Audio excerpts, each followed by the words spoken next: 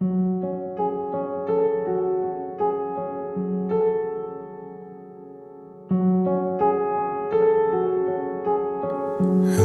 darkness, my old friend.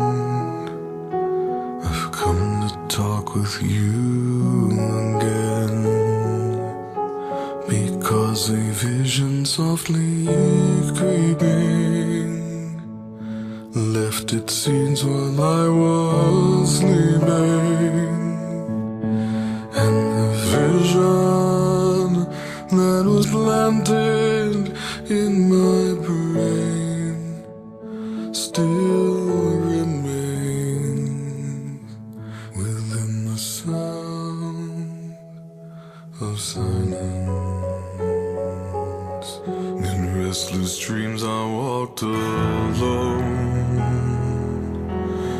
narrow streets of cobblestone,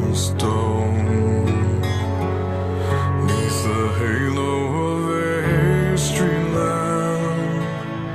I turned my collar to the cold and damp, when my eyes were stabbed by the flash of a neon light that split the night and touched the sound of silence. And in the naked light I saw 10,000 people, maybe more, people talking without speaking, people hearing without listening, people writing songs and voices never shared, and no one dared disturb the sound of silence.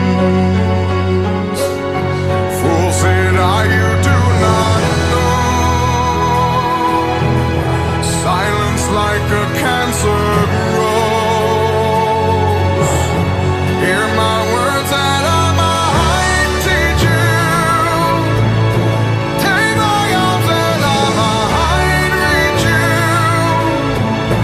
but my words like silent raindrops fell and echoed in the wells of silence, and the people bowed and prayed to the neon god they made, and the sign flashed out its warning, and the words that it was forming, and the sign said the words of the prophets are written on the subway walls, in tenement halls, and whispered in the sound